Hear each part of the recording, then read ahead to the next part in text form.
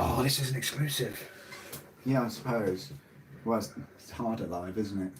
That's the problem. Yeah, I suppose so, yeah. I like having a script and planning out everything that I'm going to say and knowing in advance. So, hello. are we on? Is we on? We're on.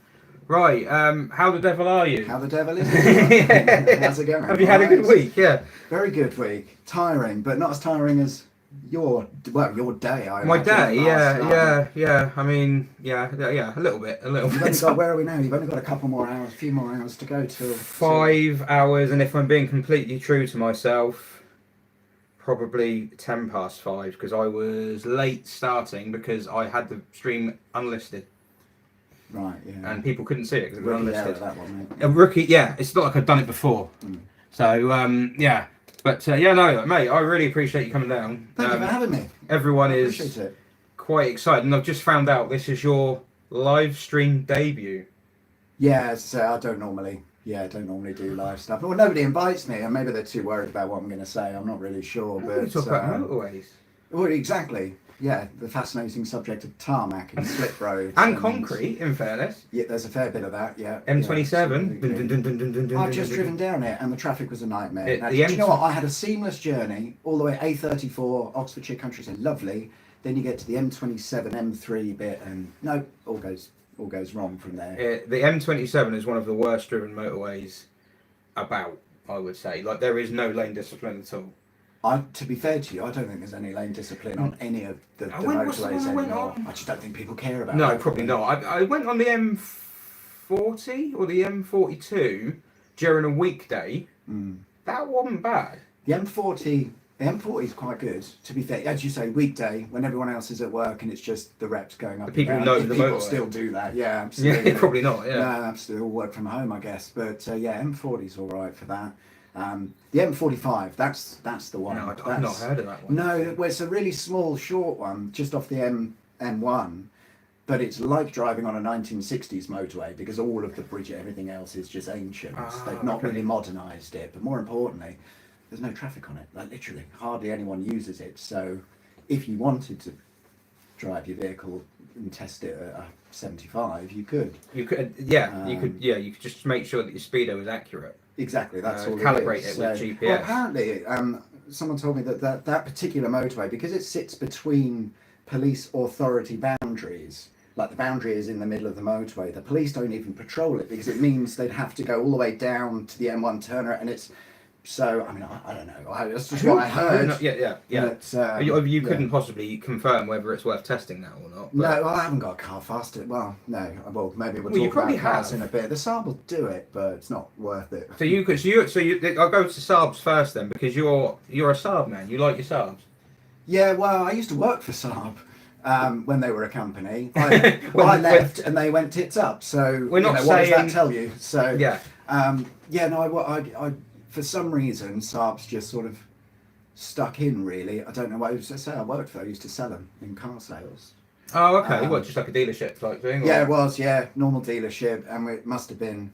Did you greet all your customers by saying, "How the devil are you? Have you had a good week?" No, I tried. You see, this is the thing. This was like a long time ago. This must have been like 2004 or something, 2005, something like that. I was a lot younger then, so I did my best to avoid customers.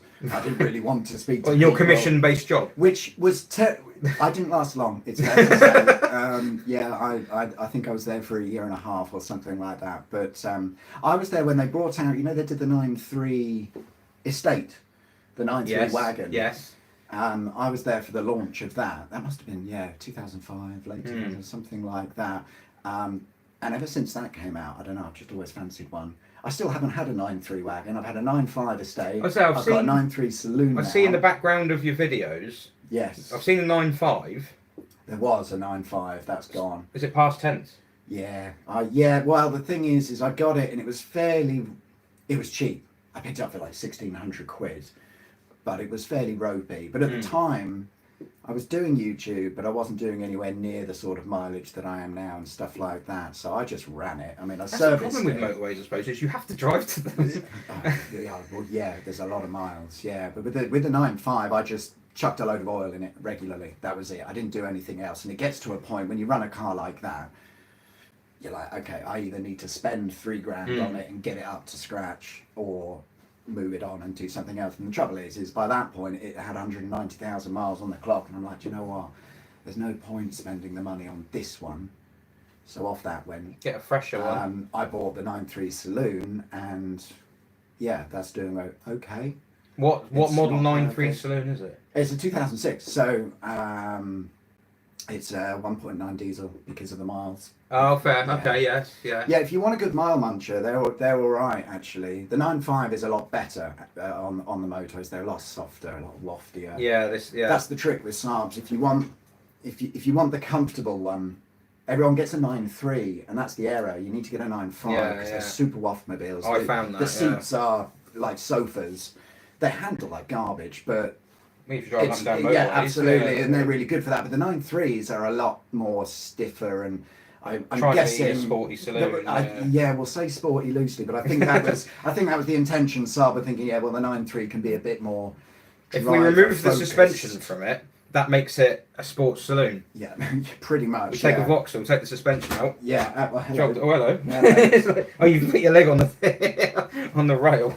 It's all right. I just don't want it to collapse. You can't. No, it won't fall over. Even if it goes shooting backwards, it will not fall over. Just like the. I have on the angles just so. All right. So no, I had a Vector Sport.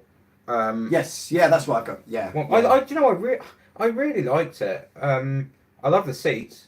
It was like this leather around the outside and it had this like almost like plastic ribs on the bit on the inside, but very comfortable. Yeah. I love the driving position, the ergonomics. I know some people get hit and miss with them. I thought it was great. Yeah. Night panel. Do you know what? It's a stupid gimmick feature, but I do a lot of late night driving, and I've got to say, it's brilliant. Yeah, because you put that on. But the thing I loved about the Saab was it felt like the engineers who'd done all this design work, they felt like they were in there with you, because like you drive down the road, you think, oh, I need to turn the stereo off. And I think there was steering wheel control. There was something around there to turn the stereo up and down. And so you've got night panel on, so everything's off except the speedo pretty much, and in my case quite often the fuel line. And you turn the radio up and the radio would come on enough for you to see what you were doing. And it wasn't one of those where you pushed it once and it lit up and you thought, did it change? Yeah. Or did I just turn it on? I think I just turned it on. Mm-hmm. Click, click, click. That's right. It goes out again. You're so right. It's just stuff like that. It's a proper Saabism, and I think that's. And do you know what? I guess it's a bit like old French cars and stuff like that. There's all these little things that are characterful about the car. They put so much effort into it. Exactly, and they didn't need to. No. There's absolutely no need or point to any of it, but yeah, it's a really good feature. Yeah, I absolutely love that, even though he's a bit of a gimmick at face value. Yeah, there's Citroens do it now. There's the C6. Do they? Yeah, the C6 have got heads-up display. Those C6s really intrigue me. I don't know a lot about Citroen French cars and stuff like that. I'm just trying to think if I've ever owned any, and I don't think I have. My brother had a Renault 5 Rio. That's quite different to a C6. It is. I think you're right. Very soft, actually. Very different. Well, yeah, it was a pile of garbage, I think. But that's the closest I've been to a French car in terms of ownership, is somebody else I knew having one. The C6 intrigues me though, because they have that the rear windscreen curves round, doesn't it? Yeah, it's a pretty car. But the thing is that it's kind of like a Saab in many ways, because like you've got that curved rear screen. Yeah. But they've done the stripes on the window, the demisters, so that when you look in the mirror, it looks flat. So you can't see the curve inside the car. It just looks like a flat screen. I really like that. That's like awesome. they've made the curves around the screen match the curves of the glass, and it's just like I looked in the mirror thinking it was going to be like looking out of a milk bottle, and it's a surprising detail that I think many would just, well, you wouldn't even notice half the time. Most people, but most manufacturers probably wouldn't bother. They'd do it and be like, oh, well, we should have done it that way, but oh, well, we'll just leave it. To be fair, it was literally probably sell Switzer on that, and they go, does it do that? Oh, yeah. Oh, we did that. Oh, yeah. Fair enough. Nice one. All right, if you're happy. Yeah, absolutely. The heads-up display comes up on the windscreen, so you've got your speedo on the windscreen, and if you've got sat-nav on, you've got the arrows flashing you where to turn, and it's got a countdown to where your junction is. And when you put the night mode on, pretty much everything goes off except the heads-up display. And what year did these came out? What, early 2000s, wasn't it? Something like that? 2005. Right, yeah. They came out in very late 2005 and ran to about 2011. I mean, maybe I'm too familiar with the reputation of French cars of old, but that just seems so far ahead of Because what other cars were doing that in 2005? The BMW M5 had like a head-up display. Yeah, that's I think the Corvette had. I think one of the Corvettes had a. But a lot of the cars, incredible. They were using a perspex screen that came out of the dashboard. I think Mercedes were. This is actually, it's got a screen back in the dashboard that transmits transmits it onto the glass. And if you're the wrong height for it, like a teleprompter almost, isn't it? Really. Yeah. And if you're the wrong height, you can push a button and an electric motor moves it up and down on the screen, left to right, so you can get it just right. That's awesome, isn't it? And even the sat nav screen, it's got buttons on it, and you push the buttons, and it tips the screen in case the sun's glaring it. So rather than having an anti-glare screen, they're like, amazing. no, we'll put some electric motors in it, so you can move it. Why did nobody buy those cars? Because that all sounds because it's not fantastic. German. Well, that's the thing. I'm guessing, how much did they cost new? Because I'm guessing for the equivalent money, you could have just had an M series. The list price on mine was 38,000. Well, it seems. Well, maybe it's a lot for a Citroen. I don't know. I don't have 38 grand either way, but. I mean, but mine cost 700 quid, so it's kind of. I think they're not worth anything. The value of them at the moment is just on the floor, but they're expensive to tax because they're in the. Yes. Yeah. Unless you get one registered before March 06. Yeah, that's when it will change. Yeah, half the price to tax it. Same car. Yeah.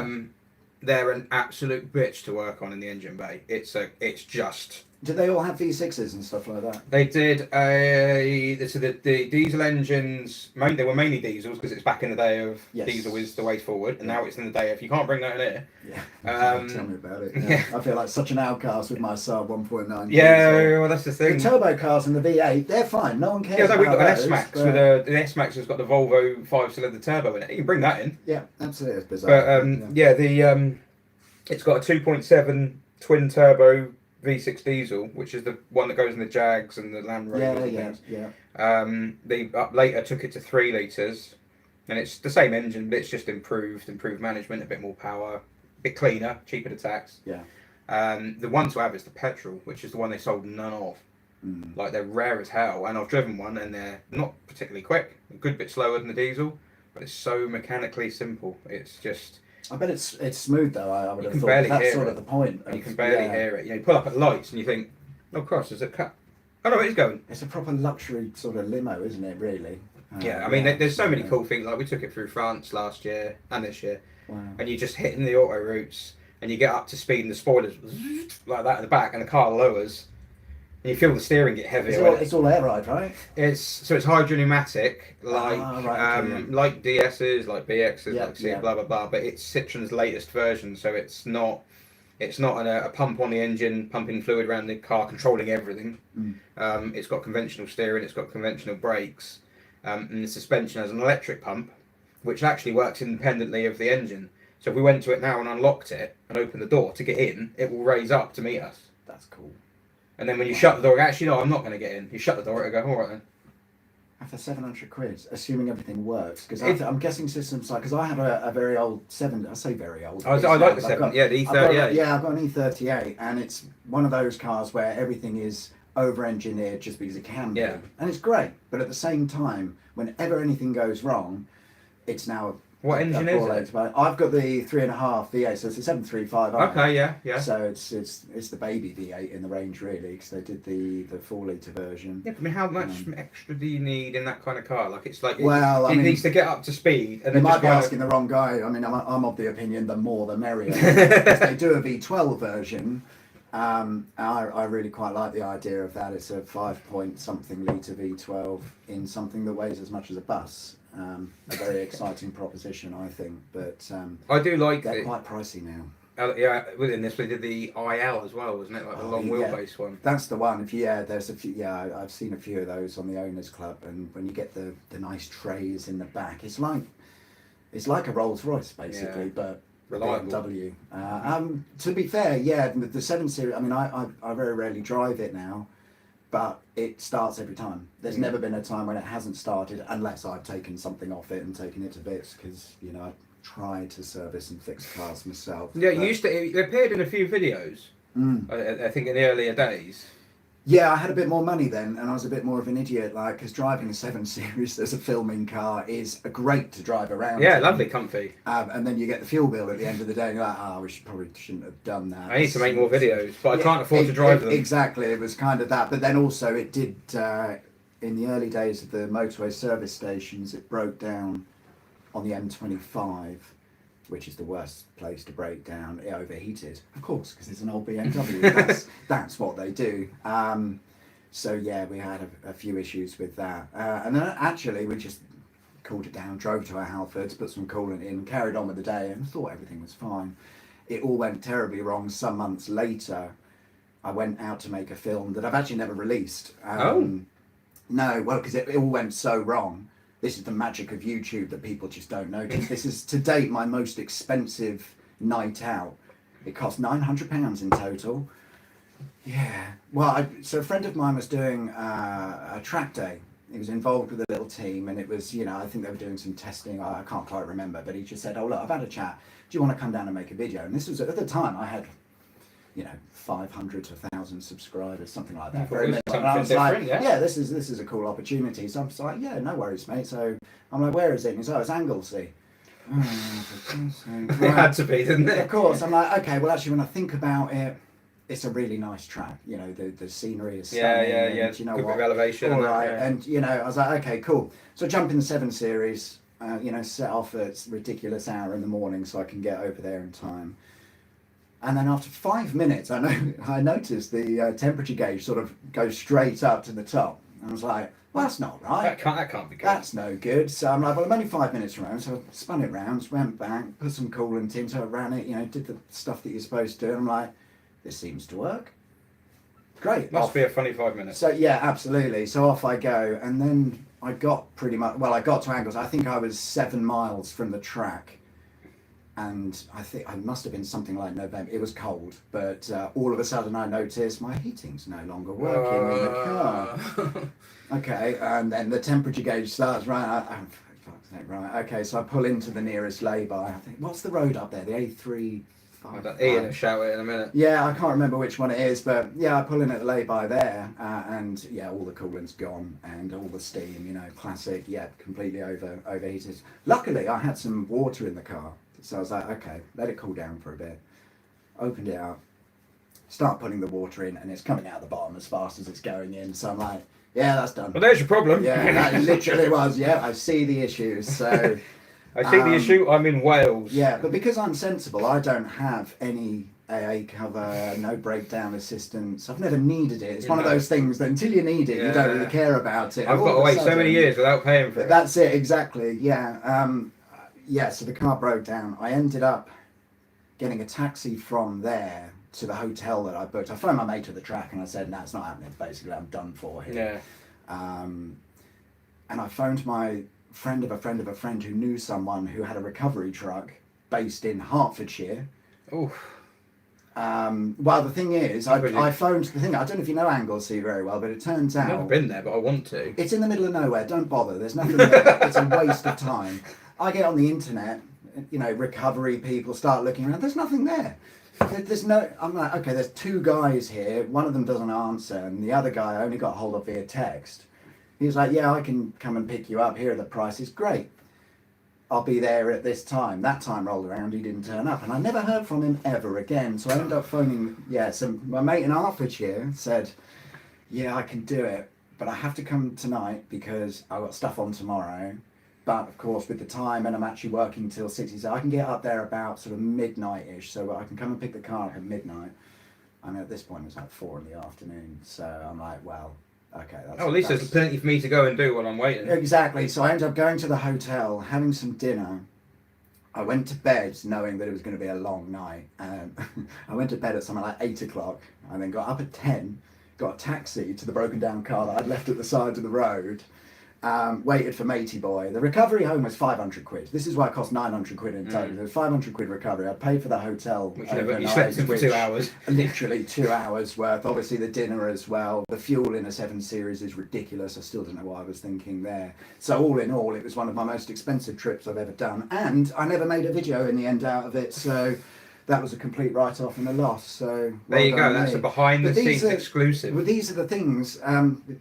It's all a learning curve, isn't it? You know, you learn as you go. And now if somebody said, do you want to come up Anglesey? I'll bet, you know what, I'll give it a miss. I'm not fussed. I'm really not fussed. Yeah, no, I quite like just sitting at home, not breaking down. I actually, like, I mean, I've been watching your stuff for quite a while, to be honest. I think when I first started watching you, about 8,000 subs.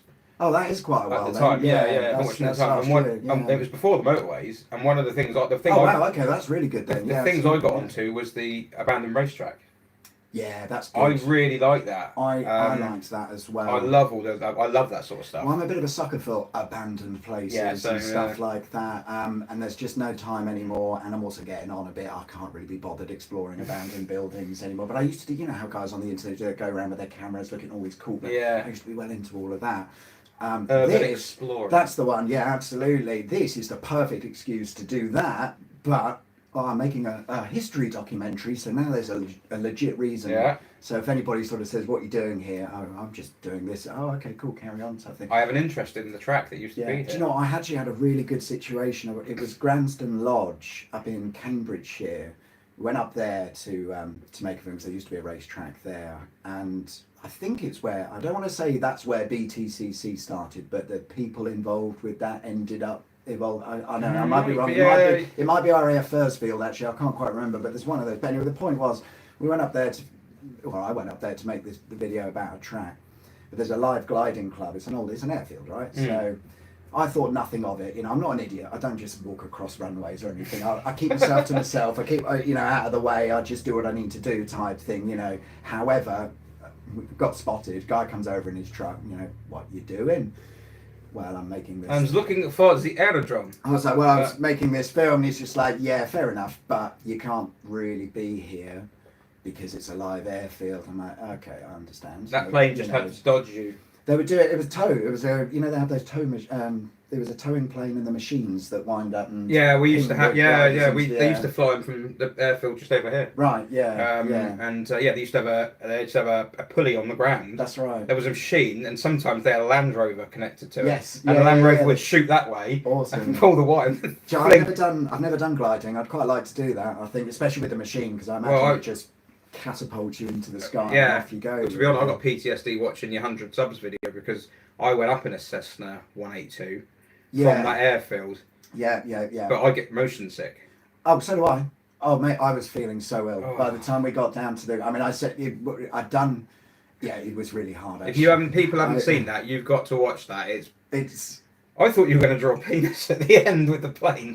That's exactly what everyone was expecting. Yeah, it was. Yeah, it's like he's definitely going to do that. Absolutely, but no, I thought of something that was sort of 100k related.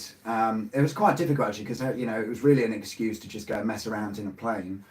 If we can do something that's 100k related, great, and if we can tie it into motorways and automotive and stuff. They were great, the guys that playing, weren't they? Those guys, I still talk to them. They're really, really nice guys actually, and couldn't have been more helpful. I mean, again, behind the scenes, I actually had a pilot lined up. Yeah, but you saying that the weather came in or something? Well, no. Before all of this happened, I actually had somebody else lined up to fly the plane. But at the last minute, he said, no, you're right, actually, I don't want to do it. People are doing me a favour. I can't complain at the end of the day. If I paid all this money and stuff like that, fair enough. But I'm like, okay, cool. But then I remembered I'd had an email from another guy who just happened to say, I've got a plane. I'm fairly local. Maybe if you want to do something someday, let me know, type thing. So I followed that up, and here we are. We managed to make the video, and I like to think I've got a friend from it as well, because they're really, really, really nice guys. The beauty you had is the plane you were going to go up in. You actually went up in a plane that was better for it, because the wings are at the top. That is true. You got a better view. Yeah, none of that was planned. You see, the trouble is, you probably get it when you're working on your car. When something goes horrifically wrong, you're too worried and panicking about what's going wrong, rather than thinking, do you know what, I should grab a camera and hit record and record what's actually happening, because it's going to help tell the story. Yeah. That was the issue there, because having filmed all of that, we're inside getting our cup of coffee before going up, type thing, and then the chief flight instructor comes in and says, that's it, we're all done for the day, everyone's doing go-arounds and that, so we're not sending any of our planes up. Oh crap, now I should have hit record at that point, because it would have been brilliant. It would have been the best moment ever, me sat there getting really pissed off and stressed that it may not be happening. We then sat around, that was legit, sat around, and it was about sort of 5:30. Yeah, the sun was coming down, wasn't it? It was like, I mean, it was summertime, so we had a bit of time, but I think the rules are that we've got to be back by sundown, basically. Oh, it's like, it's VFR, like visual flight. For sure. Well, it all gets very complicated. Something I didn't appreciate, the flying world is, well, firstly, it's full of really, really awesome people who I'm just happy to help. I mean, that's really. They just like flying really their plane, don't they? Like, you know. That's what it comes down to. Oh, you're giving us another excuse to go out Yeah. and put some hours Oh, on. okay, Yeah, then. absolutely. Yeah, for sure. Oh, and you're paying for it as well. Great. Yeah, that's the other thing. Don't hire a plane. They're bloody expensive. Well, my family paid for me to go up in a 182 for my 30th. Yes. 10 years ago, and that was from over here. And I had a mate in the back who might be in the chat still. I don't know, but he we got on the runway. In fact, we got in the runway. We got in it. He fires it up, and I thought, okay, that sounds a bit a bit rickety, but whatever, it's fine. And that is the word for a Cessna. Yeah. Too, I think. And we pulled out, and as we're going out, we went, "Oh, I better get some fuel." And he stops and turns around. It's like, "Yeah, you better do. Yeah, if you need it." It's quite useful to have that, I find. Yeah, I don't really want to run out. Yeah. And so we went and got fuel, so it's delaying, and it was kind of summer and everything. It was all August, I think it was. Mm. We got to the end of the runway, and I'm like, "This is amazing. I'm going to see my house." You know, this is like what. And he goes down the runway and thought, "It's got some go." You know. They do. They pick up all right, They pick don't up all they? right, yeah, You're looking at it, you're like, and they've only got 150 horsepower. I say only, but you know, No, it it got seems going to be right. enough. And then it goes along, and then as soon as it went like that, off the ground, I was like, "Oh." Oh, you see that? You see, This is gonna I be got bad. yeah, it really is, because especially in the back of the Cessna, you get chucked around. I wasn't in the back. I was in the front. Were you in the front? I was supposed to be a it's flying supposed- lesson. Oh, okay. It was supposed to be smoother in the front, apparently, but Yeah, it probably was. My mate was laughing at me, but I mean, I got lucky. I think I distracted myself because the way filming works. I was like, right, get all the filming to the camera. You know, get the important bits done straight away. Because if anything goes wrong, at least you've got what you need to. Right? if I puke and I can't talk anymore, Exactly, it's that kind of thing. But initially, it was fine. Did all of that, and then it was sort of when we're doing, because as you saw, we did the 100k, but those turns and stuff were fairly they tight. did them so neat. I don't know how we did it. Yeah, honestly, I mean, To start with, I was like, "That's not real," and then one of them went a little bit off, and I was like, it is real. No, it's all totally legit. Well, I'd never fake anything or make anything up. Yeah. You know, if it doesn't go right, it doesn't go Yeah, right. And to be honest, we all, even the pilots going up, we're just like, look, we'll do our best here. There's only so much we can do. It's funny because I ended up there's an app that you can plot routes for flying. It's basically a glorified sat nav. "Yeah." And I just literally go on there not knowing anything and just, oh, there we go. There's 100k in the way that it would kind of work. Give it to them. They upload it and they check. Yeah, we can do that. Fine. And he pulled it off. I can't believe it. Those turns were fairly tight. I think it's as tight as you could probably get away with. And it was the last sort of few of those. It was that I'd done all the filming and I was just along for the ride of that. But that's when my stomach started to turn. It really was, yeah, absolutely. Because I get travel sickness in the car. Yeah, If I'm driving, I I'm can't look fine. at my phone in a car. Right? No, I can't. No, absolutely no. So I'm terrible if I'm a passenger. I was sweating buckets when I was up there. I was just like, he was going over when it Yeah. took off, and he went over the water, and he's went over the top, went through Portsmouth, over the top of the M275, took motorway numbers. Nice. And then over Portsmouth Harbour, and that's a nice flight, to be fair. that was great. Yeah, came in low. It had one of the old was it Art Royal before it got scrapped, or Illustrious? I can't remember. One of the carriers was in the old ones. Oh, great. Out of there, banked over, went off towards Wittering and Hayling Island, and over to Goodwood, went over the top of Goodwood, came back over the top of the Isle of Wight. That sounds nice. It was amazing. Luton, which is It was what we did. amazing. It was amazing, but most of the time I was like this. I was just God. It's just like beads of sweat coming off. I was like, why didn't I take the pills before I went on it? Yeah, You know what I mean? for Idiot. sure. But it was just when we came off, we went across the sea, and he was like, "Oh, I'm gonna get a bit bumpy in a minute." I was like, "Why is that?" And it just went. Just dropped like 20 feet. It just. Great fun. It's like it fell out of a window and hit the floor. Yes. I was like, yeah. That's great. How did you know that? He goes, always does that there. That's the thing. Yeah, pilots really do know what they're They do, doing. yeah. It's scary. The wings are bending away like this. Well, that's the thing, isn't it? So, yeah, I mean, you saw the Cessna we went up in. I mean, it was literally the new primer hadn't even been painted over yet. You know, literally. Oh, that's just seen a half resto. Did you ever get into it and think? Oh, of course. Yeah, 100%. Yeah, absolutely. But I want this video. I do want the video, but you know what? I mean, planes are all right, aren't they? As long as the wings stay on, and you've still got some control. I trust. Yeah. I wouldn't mind losing an engine. I think it'd be more exciting because I think, we'll land it. It'd be all right, wouldn't it? You could still well control. You got the you wings. could still glide it. Exactly. Yeah. As long as you've got something to land on. nice car park or something, I like to think you'd be all right. But I'm not in a rush to try that. To be fair. No, you probably just like to the assumption that it possibly could happen. Yes. Yeah, but I like helicopters. I wouldn't go up in a helicopter in a rush because that. I mean, they auto rotate. Yeah, okay, but if the back one, if the back one goes, I can't help but feel that you're still plummeting to the ground. It seems like there's only one thing it will naturally do. Yeah, exactly. Yeah, so they worry me slightly more. Yeah. So I probably. No, I've heard that. I've heard that if the back one keeps going, you're fine. Right. I know because as you say, it auto rotates and it comes back down on itself. But if the back one goes, even if your main one's still going, you're gone. Right. You're off. Yeah. Fair. No, I won't be in a rush to do that. No, I'm not fussed. But so stick to cars and the motorways. What's everyone in there? Yeah, you got the chat going. This is all very professional, isn't it? Yeah, I don't have this. You got like 2 computers.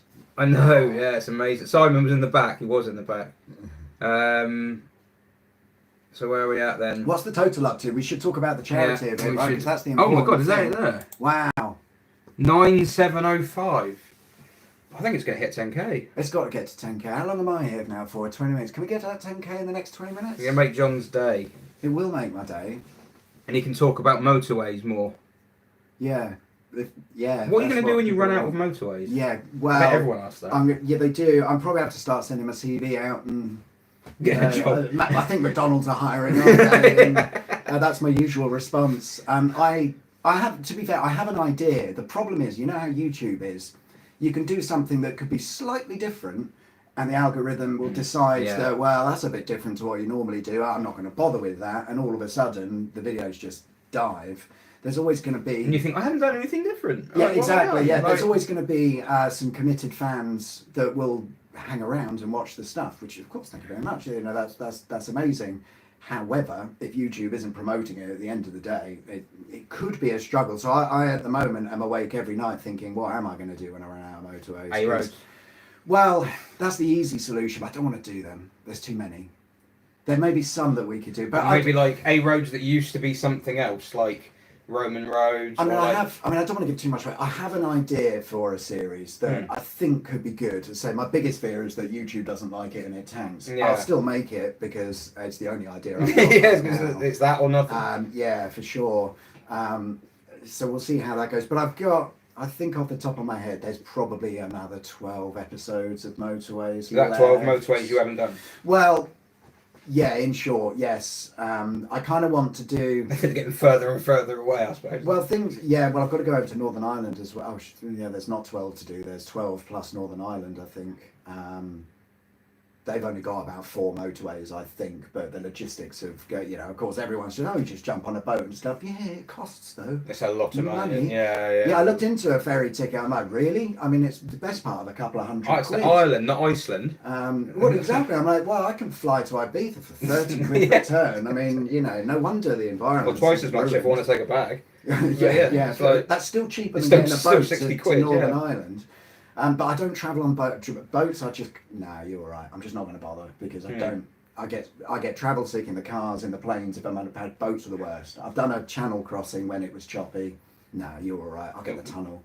Would it be better to go to Ireland on a plane and hire a car? Yeah, that's the plan. Yeah, I've been looking into that, and actually, I think it can be done. It might be an interesting. If I had the time, it would be an interesting video in itself. But I think it's cheaper to fly to Ireland, hire a car for what I need to do, and fly back than it is get the ferry. And you don't have to go on a ferry. Well, exactly, bonus, but it just seems a bit backward to me, really. Well, we did it. Me and the missus went over to.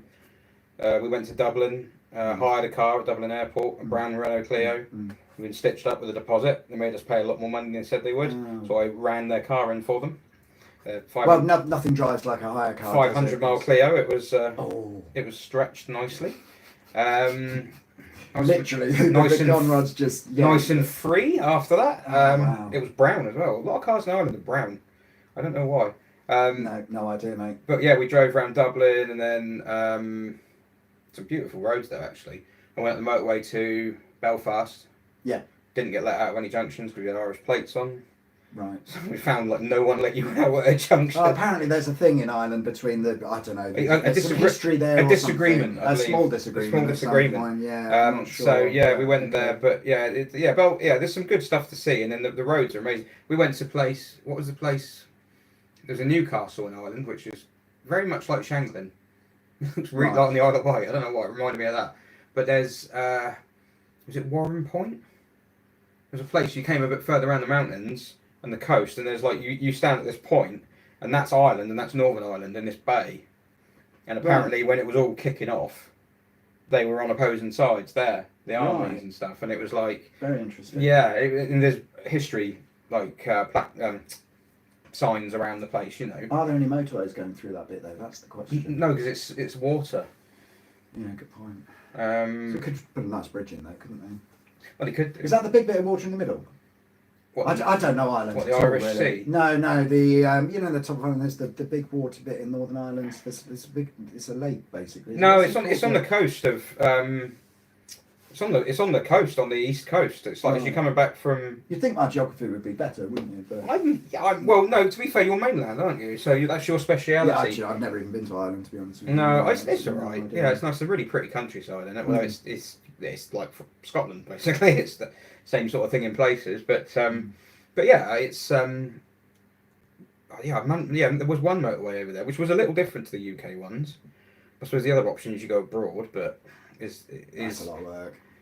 Well, yeah. Although that said, it is. You can. I've thought about this because it would be nice to do Germany because autobahns, right? Well, it's just an excuse to speed, isn't it? Let's be frank. But it also provides a unique enough story to make a video, and that's justifiable. Just a history of autobahns in general, sort of thing. Yeah, absolutely. The Netherlands might be quite good. And I'm just thinking here, how can I make this an awesome holiday for myself? Because that's the trick, you see. That's what we did recently. We did a couple of weeks ago. We were in Germany going down autobahns. I didn't even know I was on one. Well, if you make a video, then you can squeeze a bit more out of the tax man, and stuff like that. So, I think autobahns would be good. Netherlands would be good, but you can drive over there quicker than you can some bits of Scotland. That's the strange thing. Oh, you can cover ground so fast in France, and they're on a different plane out there. Motorways, the autoroutes are just. You do seem to make a bit more progress, which is good. I mean, because through France you just do the bit at the top, don't you, and then immediately get into Belgium. We literally go left over to Belgium, down to Bruges. The bit between Bruges and the other end of Belgium was horrendous. It was like the worst bits of Britain. It was the whole way, potholes, traffic. Yeah. And I said on one of the videos a while back, the roads in Belgium are lovely, and I got laughed at by Belgian people. Right. They're like, you haven't been there. I was like, I have been there. I don't remember doing any Belgian motorways. I think we diverted, because I think last time we were over that way, so we were heading up to Rotterdam, I think. But we went through Belgium, but we kind of purposefully went through back roads and stuff like that. That was lovely. It was great. Little tiny villages and stuff like that. A European driving holiday, you know. Yes. Tim on there said Roman roads, tunnels and bridges you could do. Yeah, actually, the Roman roads though is really well covered by the Whitewigs or Paul Whitewig, Paul and Rebecca. They're awesome. They've kind of got that one. They've nailed that. They've done canals. Absolutely. There's a lot of canal people already. Obviously, railways are kind of done for. I mean, I'm a car guy. I kind of want to try and keep it automotive related. You could go do it secret, so no one's listening. You could do railways that became roads. Like the A34. There are a couple of those. There's one up in Liverpool as well, off the top of my head. End of M57, M54. Yeah, there's a fair I can't remember. Yes, there are. There's ones that have been converted to guided busways now and all of that stuff. I think, to be fair, I think they should rebuild all the railways or not, and just put a road there. Like I say, just do it on all of them. And do one or the other. Yeah, or just do something. Yeah. Something useful would be nice. Instead, we just seem to. They turn the one here into a single track. Well, no, it is twin track bus lane. So it's just like they got ripped all the track up, and it just goes all the way through. Yes. But it doesn't go all the way through because they built houses on the track bed near the end. Because of hindsight. So they basically have a bus that goes most of the way to Gosport, but not all the way. Don't you find that's the problem, isn't it, with everything in I think most of our infrastructure, certainly, we do stuff that does most of what we want it to do. So it'll get you most of the way. HS2 will get you some of the way. What's that one in London? That super loop bus system. It's not a loop. It'll get you most of the way around the loop, but it won't get you the full loop. Make the last little bit your own. It literally. I was in Cardiff recently. I did a video a couple of weeks ago or last week, looking at one of their ring roads. I saw that one. Yeah, it goes most of the way it's around. Got this block of road. And then Oh no, just that little bit at the end. Nah, don't worry about it. Just go through the industrial estate. Just finish it. Just, do you know what I mean? I can understand the arguments for why these things may not have happened, but since you've gone to the trouble of everything else, just finish it. So I can't imagine it's that difficult, right? But apparently it is. So your new bus system there will get you some of the way. But then it's pointless, isn't it? Well, it doesn't get you into Gosport Centre. Who wants to get on a bus that doesn't get you somewhere? I mean, it'll get you some of the way, and then you've got to watch. You just get the traffic up to here, but when you get this far, we can't go any further because they've built buildings on the track. Yeah. So now we're going to have to join the road and get in the traffic. It's like, right, okay. How much does this bus lane cost? Well, yeah. It's just crazy, absolutely. But the M32 is going to be a bus lane soon as well, isn't it? They're changing it. They've just announced that Bristol. Well, I think we'll see how that goes because we're some years off it. But yeah, I think Bristol Council want to downgrade the M32 to an A road so they can put bus stops down the side. So it'll no longer be a motorway, basically. But I think we've got another 4 or 5 years before anything silly happens with that. But, it's and that's probably going to start happening everywhere. So. To try and look forward to that. I like watching getting on the bus and stuff around London. Jay Foreman's probably one of my favourite ones as well. Oh, Jay's the man, isn't he? Really, yeah. When it comes to very silly, funny videos about infrastructure and all of that, yeah. I mean, for sure. I'd be lying if I didn't say he was certainly an inspiration for what I do. No, been a fan a long time. It's he's brilliant at it. Mapmen as well. Yeah, for sure. Yeah, I watch their videos there. It's really good.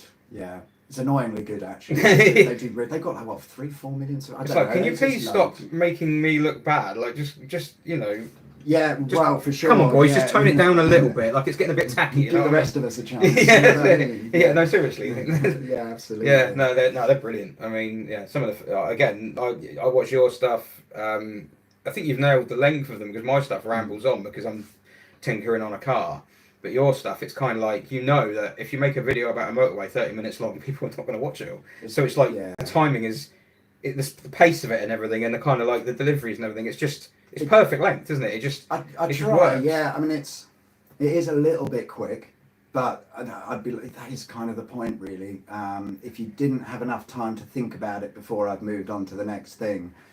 In some senses, when you think about attention span and people watching YouTube and stuff, you kind of want that because if you can keep people interested, for the most part, they're going to watch the video and not get bored, because that's the thing. I could easily, and I do get some people sort of suggest that they would prefer to see a bit more in-depth discussion on that 1964 road plan that never materialised or whatever. You know, I get that. I could easily spend 20 minutes talking about these things because the subject matter is extensive. But it'd be boring, wouldn't it? It'd be really. I'd get bored myself. I'd just be like, so then Councillor What's-Its-Face did this in '62 before this was cancelled, but then funding was allocated from. Nobody really wants to listen to someone prattle on about that for 20 minutes. Just show me the abandoned cool stuff. Can I see some stuff from the side? Show me that service station with no roof. Absolutely. All of the interesting stuff like that. There is surprisingly quite a lot, and I do cut a lot out. I see a lot. Like stuff that you highlight, and I think I've been past that. I'd never noticed that before. I have to confess. I mean, when I went into it, I didn't know about half the stuff. No, really. It's only when you start researching these Google things. Earth is your Google Earth.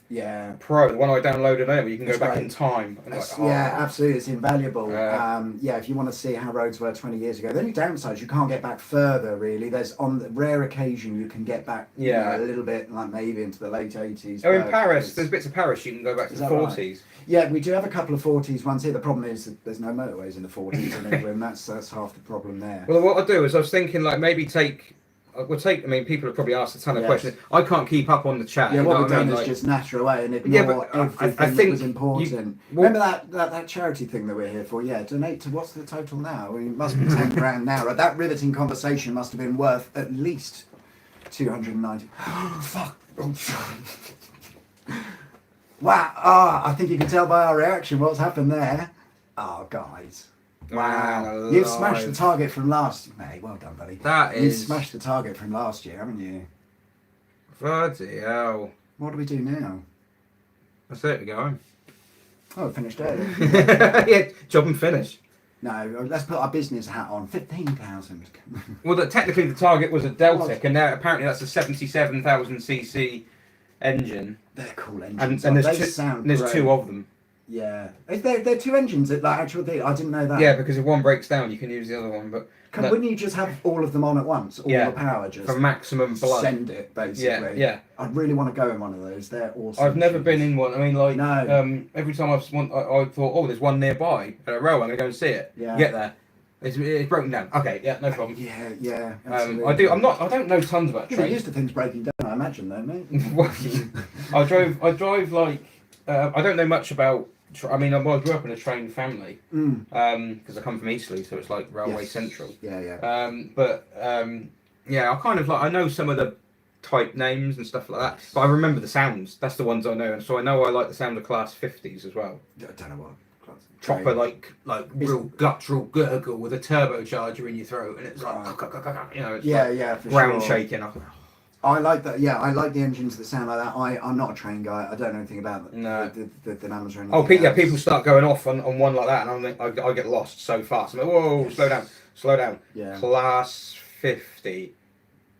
Yeah. That's my knowledge. I only remember that one because Deltic, right? Yeah, that's just it's an easy term. Well, it was the first 100 mile an hour one, wasn't it? I don't know. I think it was. You're asking the wrong guy, possibly. It's got the engines. It's got the horizontal. Have you seen the engine layout? Yeah, there's a couple of fascinating videos on YouTube that go into the whole. It's like someone was on crack or something. It literally is. And I'll put more pistons, and then I'll put pistons. We'll have 3 crankshafts round the outside. Did it? I mean, I could be wrong, and I say I'm not a trainer. I don't know anything, and I'm sure someone in the comments will correct. But didn't it start out as an aircraft engine, rotary radial type thing? Boat.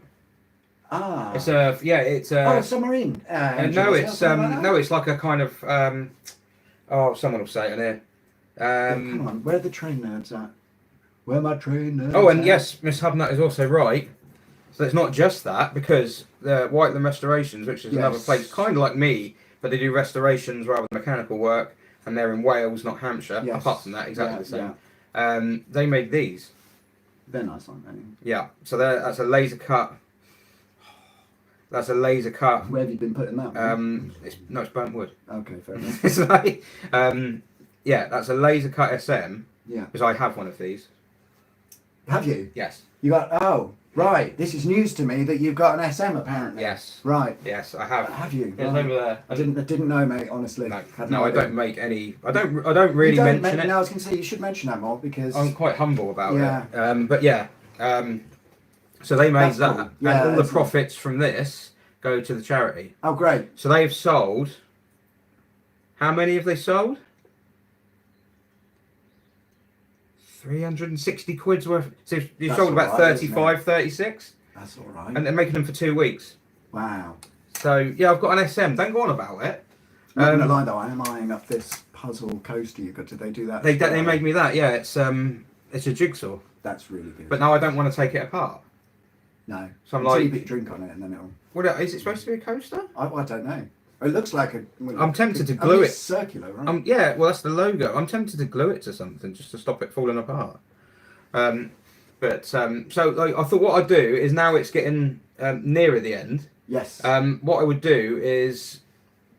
Time's flown by. Yeah, no, it does, man. It does. It's lucky. I don't feel we've achieved much at all. We just nattered up. Well, the money's there. I mean, absolutely, of course. Obviously, as soon as they saw you, they went, "Oh no, shit through." Yeah, well, no, but that's the thing. You know, you guys have done that. I've been sat in that room about nonsense. That's all I had to do. So I don't really feel like I've achieved much. It's easy, isn't it? Well, yeah, it is. Don't know why I bother with all that editing, scripting, and all of that. I just sit around. People, what I'm going to suggest is I'll ask a question, and then maybe just a couple of people can put questions in the chat that they would want to ask Auto Shenanigans that they can't do normally because he's not a live stream. He's a live stream first timer. So think of a nice way to word. Yes, that. I was just like no. So I'm going to ask a really, really irritating question. Yeah. That you're always going to get asked this. Yeah. What's your favourite motorway? Yeah. Well. Yeah, I'm you must have a default answer. Yeah, I do. Well, I mentioned earlier the M45 is probably up there. Is it smooth? It's all right, actually. Yeah. Yeah, it's no. Yeah, the thing is, most of our roads are pretty rubbish, aren't they? So compared to some of the others, it's all right because it hardly gets used. That's the thing. So where is it? It is off the M1 around the M1. Off the M1. Yeah. Off the M1? Yeah. I think it's Coventry way. I can't quite Oh, remember. okay, so it's not like miles out of the way Coventry's then. M69, isn't it? 69. I can't remember. Look it up on a map, mate. That's your best bet there. But M45's good. The A74M I really like, and the M74, that's up Scotland. So when you get to the top of the M6 and go into Scotland, it changes to the A74. Yeah, I think I've done. Is that the one with the farms in between the two? That's the M62. Oh, okay. When you go over the, is that right? It starts getting very pretty around there, doesn't it? It is the M62, isn't it? Where you go across the Pennines and stuff like that, and it splits across. Yeah. The M6 splits, but it's in T-Bay in the Lake District and stuff like that. But there isn't a farm in the middle. But there is a road you can drive down in the middle. I covered that in a video. Because that farm in the middle, there's that rumour that. The urban myth, yeah. The urban myth that you I wouldn't totally move or baited. something. I baited some people in with my thumbnail on that one. Did you? Well, yeah, because I mean, I did my research and my due diligence, if you like, and yeah, it turns out it's an urban myth that the farmer, didn't want to move and refused to. No, they just built the motorway that way because that's how it had to be done. Yeah. If they wanted his farm, they'd have bought it. Yeah, well, we don't have to pay him to get out of that farm, so we'll just. Well, yeah, absolutely. Sorry, mate, you got a bridge now.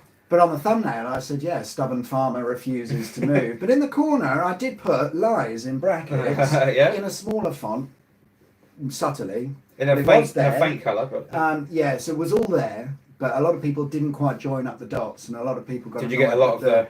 Well, no, not any more than usual. But I had quite a few people sort of say, well, actually, I think you'll find that that's me. I know, but I've also mentioned that in the videos. Did you get a lot of the? I don't know, man. I mean, like I can't get my head around. You've made this video for free. Yeah. Right, and you've gone out in your own time and you've filmed it and you've presented it and you've written it and you've edited it and you've gone on this thing and someone goes on YouTube and they see something and they go, no, don't like that. And it's like, what's wrong with people? But don't go on Twitter. I mean, because I'm sure, as I'm sure you've seen it. Yeah, negativity on the internet just seems to be a thing, right? I don't know. The thing is, though, flip it on its head, because turn a negative into a positive. It's engagement still, because YouTube don't differentiate. If somebody dislikes your video, YouTube say, "Oh, someone's engaged with that video. I'll promote that more." They don't care if you disliked or liked it. It could be controversial. From the other's perspective, that user, if you dislike a video, generally speaking, they're not going to get recommended, or they will get my channel less. Which YouTube will refine that, and that's great because they don't see my stuff anymore if they dislike it. If they keep coming back to it, dislike it, well, great, it's engagement. At the end It's a very of the day, pragmatic outlook, kind of works. So so negativity on the internet is a given, but it can kind of work in your favour. The worst thing for an internet creator is to be ignored when you think about it.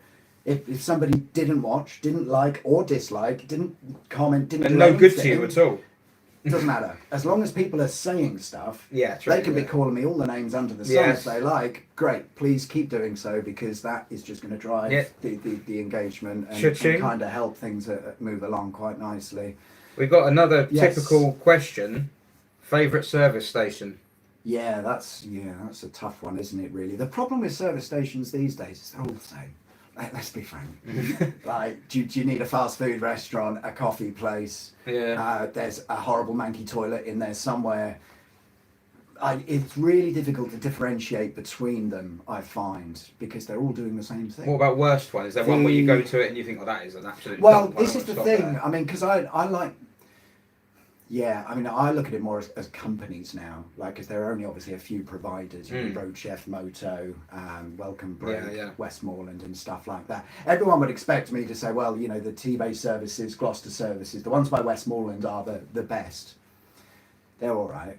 They're very expensive for okay stuff, but they had a TV show made about them, bigger than mine. It was on Channel 4, if you remember. Yeah, absolutely, that whole thing. Yeah, it was really good. And it's all farm sourced locally. Yeah, blah, blah, blah, blah. I like the Road Chef services because they're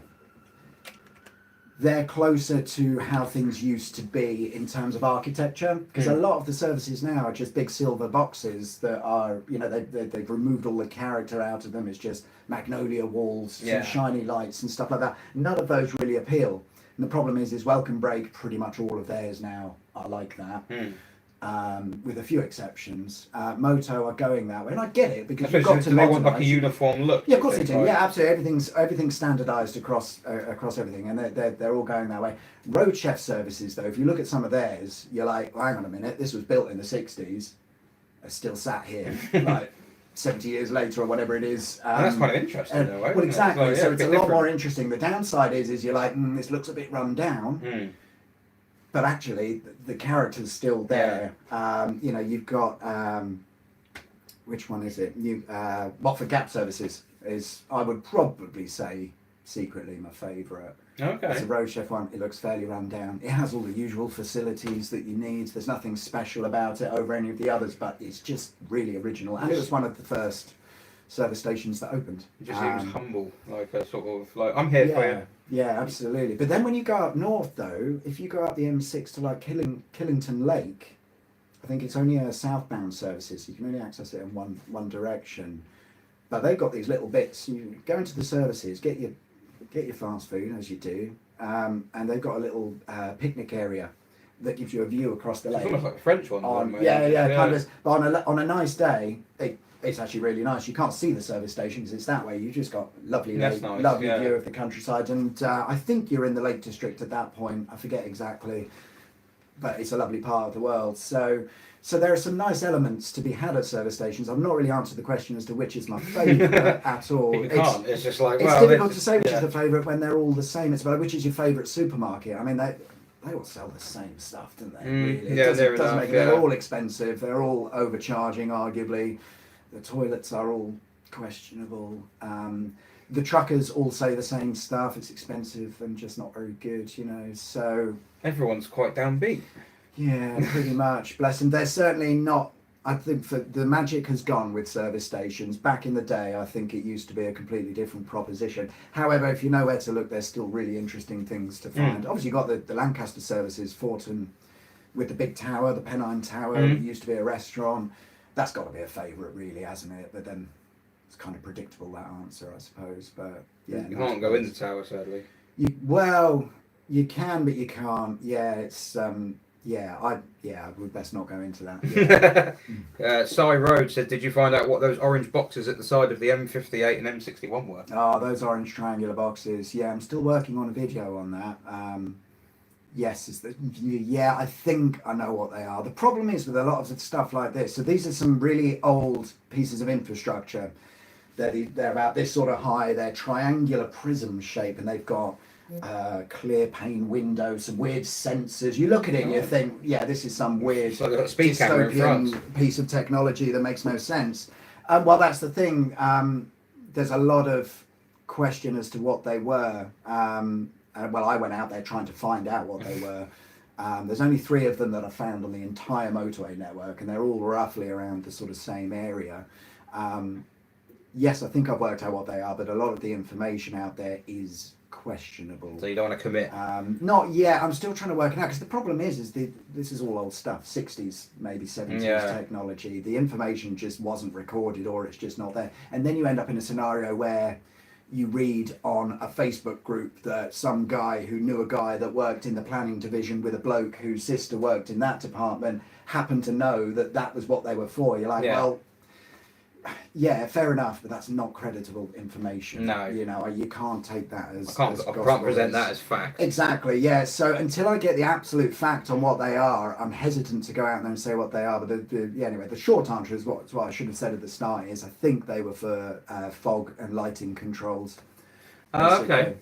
And that's about it. Apparently, the M74 has a giant dick made of trees. Yes, it does.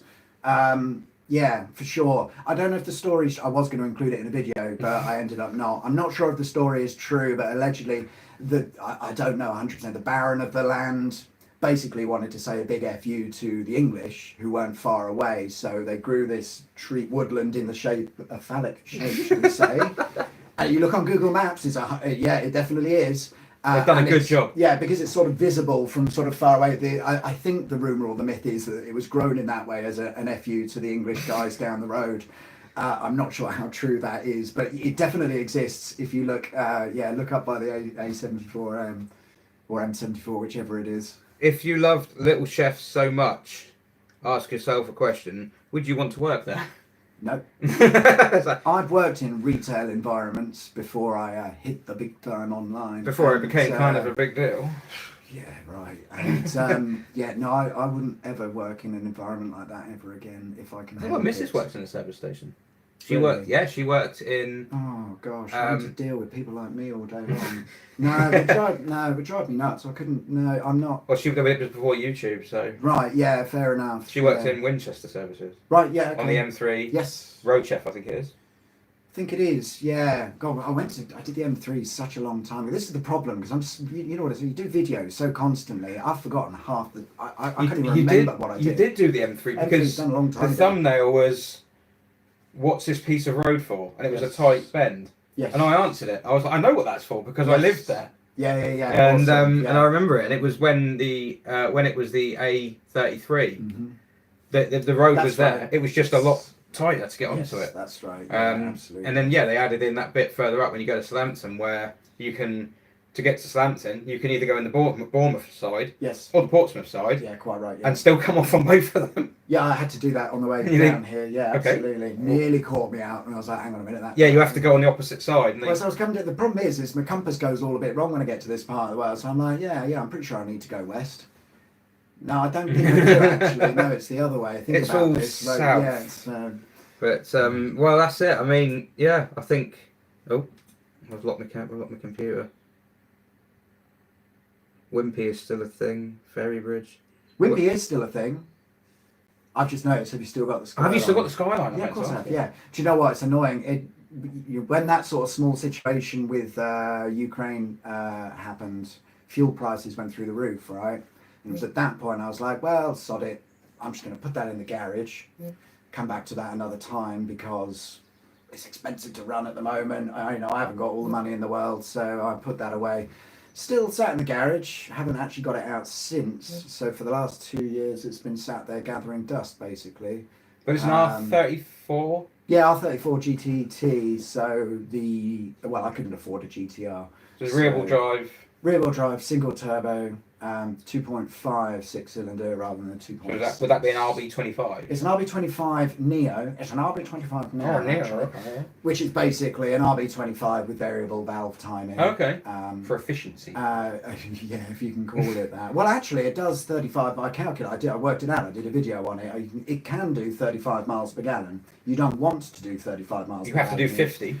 Literally, I sat. Yeah, I think we did a range test and I worked out the MPG, but I got all the way up to Newcastle and back pretty much on one tank, which that's not bad. At 50 the whole way, absolutely. I want to die, and I go, I just. The trouble is you try making an interesting video because I love stuff like that, but how do you tell that story in an entertaining way? Because the real world, of course, is you get in the car, you do the test, nothing happens. Well, that's it. Yeah.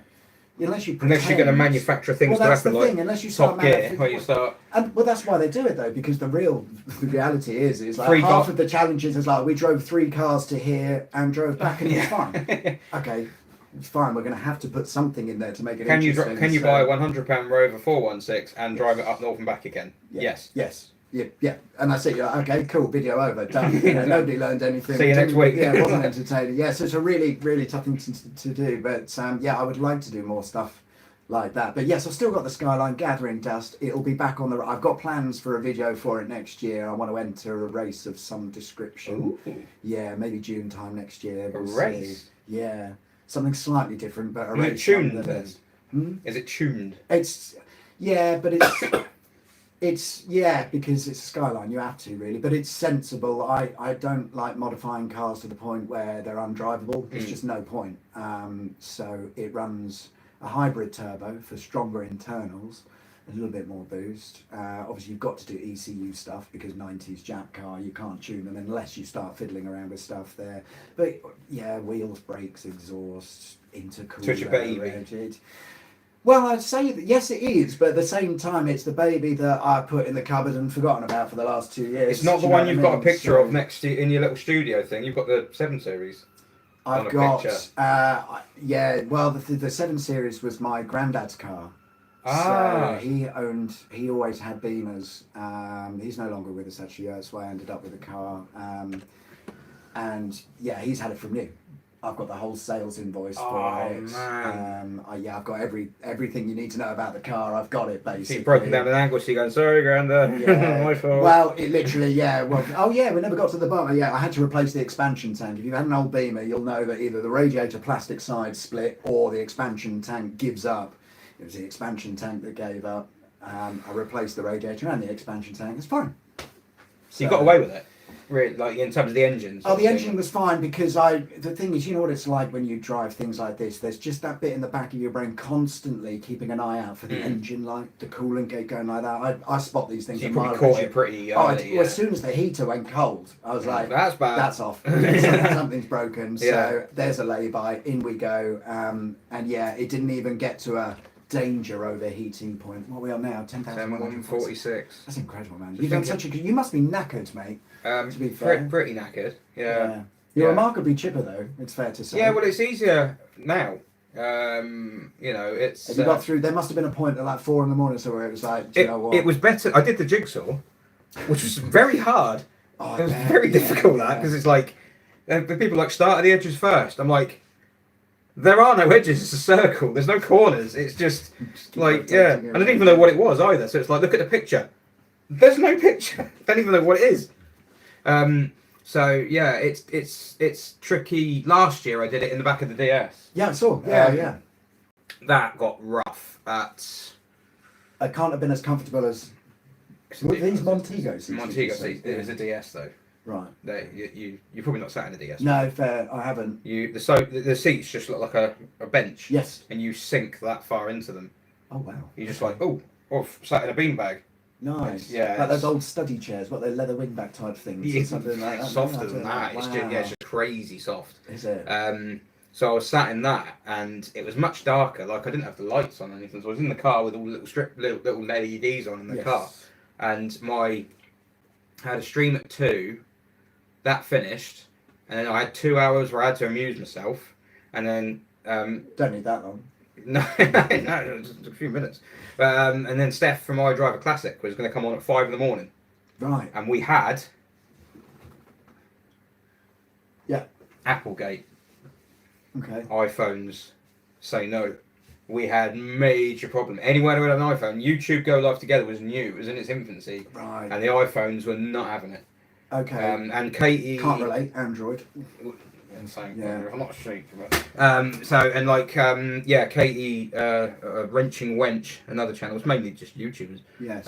She was the first one to get in. She had an old iPhone, and it went boom straight in. But Steph couldn't get it to work. There was one at 9 that didn't work. Supposed to be getting regular car reviews at 8. He stitched me up. You said that's pretty ample. Yeah, he just went. He was real rude as well. Really? Real one word. Yeah, real like really hard work. What? I was like, have you got an email address? I'll send you a link. No, I haven't got one. I was like, you haven't got an email. Okay. What? He's doing stuff online, right?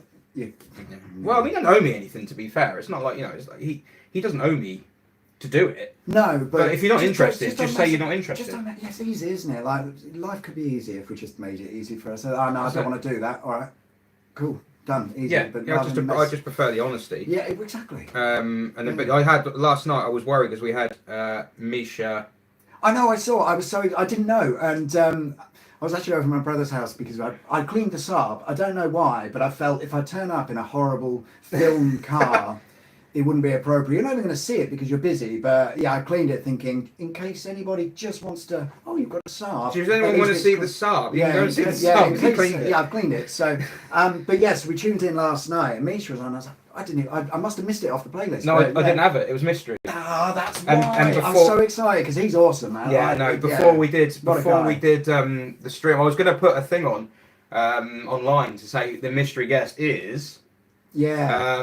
And because he's a busy guy, you can tell. Like you message him during the day, and it's kind of like you can tell he's replying while he's doing stuff. Yeah, and I appreciate his time. Actually, he came on. It was he humoured me talking bollocks for half an hour, But I didn't want to fangirl it. Well, it's just like, I've seen you driving, you're way better than me. It's difficult, isn't it? I get and he's really humble, he's like, there's people better than me. Well, do you know what? I really love the guy because I've listened to, I do a lot of travelling, so I listen to a lot of podcasts, and I listened to an interview with Misha, and he was explaining his background, how he kind of got. Yeah, I need to hear that one. Yeah, it's absolutely a fascinating story. Excuse me, but he comes from a very humble background. It's fair to say. He's like Russian originally, and then grew up in the Netherlands, I believe. Well, he's travelled. You've got to find the interviews, man. He's travelled all around. I'm listening to the accent. I'm like, yeah, it is all over. He's travelled around, and you listen to. In some sense, it was kind of he got up, left country A, went somewhere else to do X, Y, Z. It all fell through, and then he turned a bad situation into a good. Anyway, he seems like he's got a really good attitude, a really good drive, and comes from a very, a sensible background. He's not had it handed to him on a plate at all. Exactly, and that's what I got. And to get to the point where he has now doing the content he does is really good. I love it. It's not too clever. It's a simple format. Intro about the car. He talks to people. Yeah. He takes, and he's like he said last night that the cars he takes. It's not just all the supercars. It's right mix. Yeah, absolutely, and that's really. But he's also built a business at the Nürburgring. There's a higher. There's a whole standalone side to it, which is, as I said to you when I came in, it's a sensible way. If you've got a business and do YouTube. That's the perfect recipe. Yeah, I'm screwed. All I've got is YouTube. As soon as people stop watching, I say I've got to go and get. Yeah, but I think you've got the presenting knack, haven't you? Like people don't watch it just for the info about the motorways. They watch it for the way that you deliver it. I don't know. Well, yeah, I suppose. I don't know. I don't really think about that. Well, you wouldn't because it's yourself. Yeah, yourself. I get awkward. If people say anything nice to me, I'm like, oh no, don't talk. Like, don't be positive. It's, I don't know how to take that. But yeah, absolutely, yeah. But no, you've got a knack for it, and it's taking a subject like motorways and making it funny and interesting is not an easy thing. I mean, I kind of stumbled on it, but I'm quite pleased about that. I quite like the fact I've been able to take something boring and make it interesting. I do want to make a video on watching paint dry. Because people have said many times, "Oh, you're the sort of guy that could make watching paint dry interesting." We've got skin. We've got skin. No, oh no, I'm sure there's a whole history of paint that we've got to establish. The different materials. So anyway, the point is, I like to think I could probably make it interesting enough to do. So at some point, I might try it, and we'll see how we do. But taking boring subjects and making them interesting, I think I'm getting a knack for it. It's taken a while. You'll notice that in The Secrets of the Motorways, the first episode to where it is now, completely different. It's similar, but it's evolved so much. I like the... it's got a lot more sarcastic, it's fair to say. You got to. I like the... I really like the, as I say, the abandoned racetracks one. When we went up to that racetrack... Yes. Up in the middle, and it was foggy as hell, and you couldn't see anything. That was Davidstow in Cornwall, and that was one of those situations where, I mean, that was a 6.5 hour drive each way, and it's so you're up at it happened an awful lot, even with the motorway stuff. Yeah, you're up at 3:34. You jump in the car, you arrive at your destination at sort of 10-11 a.m. Right, let's get to filming. And you do what you do, right? But when you do all of that and it's foggy and rainy, what am I going to do? Drive 6 hours home and not make the film? Yeah. No way. And of course, at this point, it's kind of I don't have another video for Sunday, or when I want to release it. When you want to keep regular content going, it's kind of, it's got to be this or not. Yeah, you kind of have to roll with it. Yeah, absolutely. I think the term is adaptable, isn't it? And adapt, improvise, overcome. Exactly. Yeah, I think a lot of people who work in media would probably say it's mainly about changing and adapting to the scenario. So rolled with it. But that was Davidstow. Great. If you've got a competent 4x4, as in with some real suspension travel on it, it'll be great to thrash around there. There's too many potholes for cars, but it is basically an old RAF airfield that for some reason you're able to drive on and nobody seems to bat an eyelid.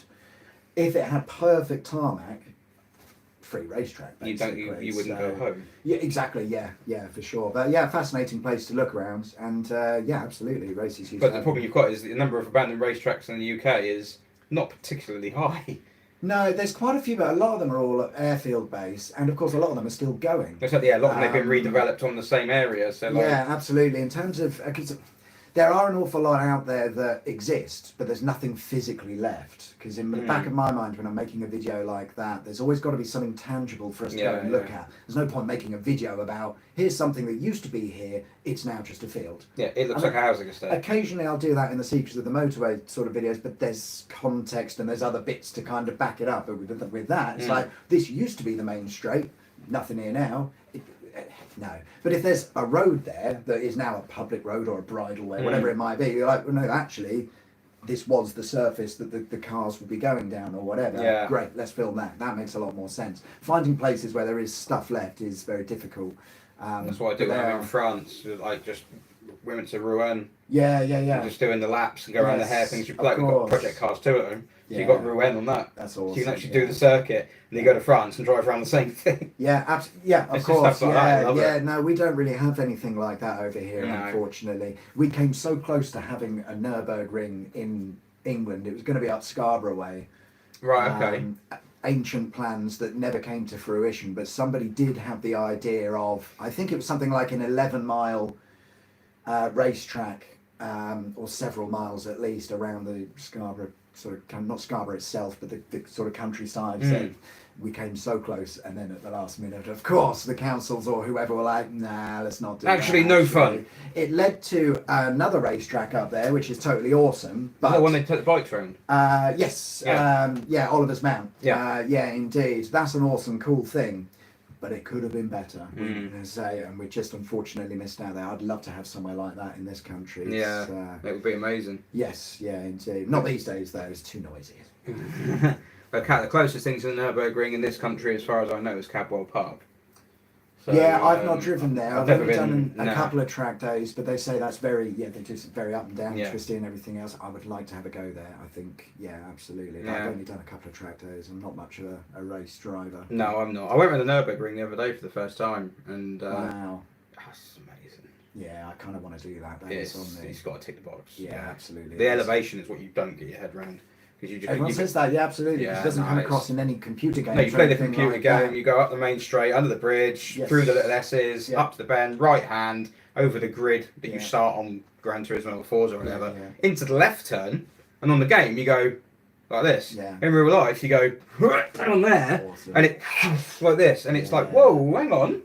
That's a steep turn. Absolutely. And then it just gets more and more aggressive from there. It's like the first time I went to Brands Hatch or Paddock Hill in the flesh, I thought, Brands Hatch, I've been. I haven't driven. I'd quite like to drive it because the hill going down is it's like full compression at the bottom. I'd like to do the full circuit there because they have that extra section, don't they, through the Grand woods? Prix track. Yeah, absolutely. I don't know. Do they even still run that? Yeah, they are in a week's time, 2 weeks. The touring cars are going around. Oh, nice. Yeah, it shows how much I know, right? But that's cool. Yeah, no, I'd like to drive. The only problem with that is when you go to watch the Indy circuit, it's just the short one. Yeah, I think that's what I've seen. That one's good because you can go and you watch, and as they're coming round, after a few laps, they've spread out, and just as the last guy's going around, here comes the first one again. Yeah. And it's you're talking like a 55-second lap or whatever. Yeah, yeah. When it goes on the GP circuit, they go off, they go around, and you hear them go by the trees, and you're like, yeah, absolutely. Go get a cup of tea. Yeah, it's like, yeah, absolutely. So, but then you can walk around the track. You can do a lovely walk around the circuit. You can go right through the woods and everything. Yeah, it's a lot of walking. See, that's the trouble I find with days out like that. Oh, great! It was 80 quid to get in. Now I have to walk 17 miles just going around. It's fine for the first couple of hours, but after that, Brands is okay. The touring cars is. Oh, my missus would correct me on it, but I think it's about 30 quid. And kids are free. Yeah, yeah. And you see, you've got kids, haven't you? You've got, yeah, absolutely. I don't know. I'm too irresponsible. No one would allow me to have that. They're motorsport obsessed, Martin. So they love. It's a great day out for the family. Yeah, but it's great. No, we've been there. We went to that. Me and the missus on our own went to Super Touring Power. That was there a few weeks ago. Nice. They're running all the old stuff. Yeah, it's Super Tourers were going around, and they had the classic 60s and the 80s and the 90s and everything like that. So, yeah, I remember the 90s touring cars. They were awesome. See, the Laguna, the Primera, obviously. The Volvo boxes were great. Model. Yeah, there you go. Yeah, for sure. Yeah, you had to have one really, being the... Get a little bit obsessed by all this. And the 406 up there. Nice. So, and there happens to be an SM. Oh, have you got one of those? Yes. Oh. Yeah. That's probably why you've got a model. Yeah, it makes sense. And then that was the that's a copy of the BMW. Talk among yourselves, everybody. We're looking we're looking at model cars now. M3 Touring estate. We built an M3 Touring. You have? Customer. Yeah. Who's the customer? Do we know him? Yeah, he's in Norway. Okay. It was...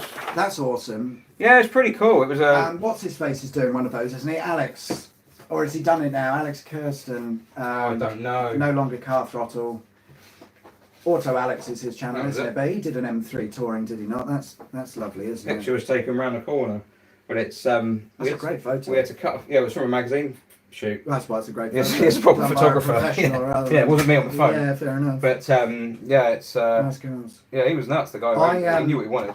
One of my dream cars, I mean, you know what it's like, dream cars change every week, but one of my dream cars at the moment is an M5 with the V10, but they did a touring version, yeah. I mean, what I want to do is bankrupt myself overnight, so a V10 M5, but they did a touring version of those, did they not? And whilst rare, there are a couple floating around for sale, and you look at them, you're like, I mean, I can fit the stuff in the back that I need to, and it's got 500 horsepower and it's a V10. I mean, what's not to like, other than the price and the repair costs when the parts the bearings inevitably give up, and then the SMG pumps and the vans. I had an E39 M5 and with a clutch. Lovely. Well, they're probably a bit more sensible because they're not quite as complicated, and the engine in those will go on forever. I would have thought if you just keep doing the oil. So people. We've been want to see the Saab. Right. We're not going to fit it in here, are we? That's the only We'd have to take them outside. Brief. Should we go? Have we got enough time? I've got to do. The thing is, well, I mean, you're welcome to, but if you Google Saab 9.3 saloon in fusion blue, it looks a bit like that. It's just a standard Saab saloon. I did clean it, so I mean, you know.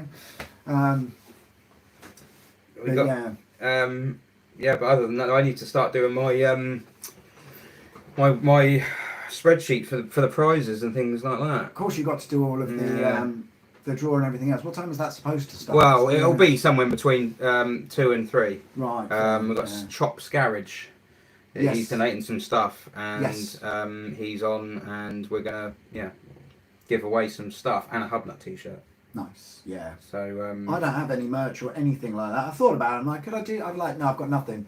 I had a look in my cupboards at home, and I've got some crockery, but that's not tin of spaghetti. Yeah, literally, whatever. It's not food bank. Yeah, for sure. So I haven't bothered with anything, but no, I don't have any merch. Unfortunately. No, I started. I promised I'd do it if I got to 10k, thinking that I would never get to 10k, and then I got to 10k, and I was like, oh, okay. I didn't think that would happen. That's awkward. So now you've got to unfortunately do stuff, but it's a good situation.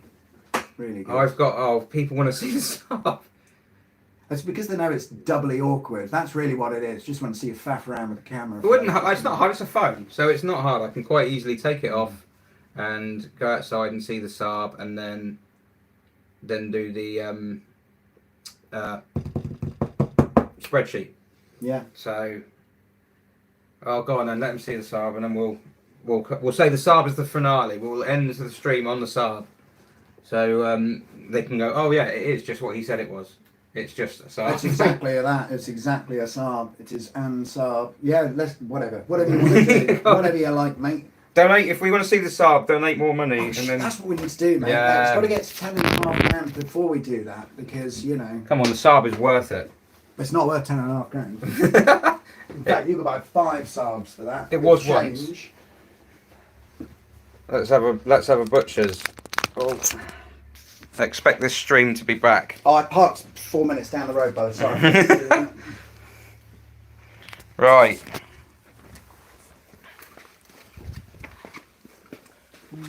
Oh, Ian's gone. Well, I probably had enough of us. Napping on about nothing useful. Oh, he's outside doing the... Oh, is he filming?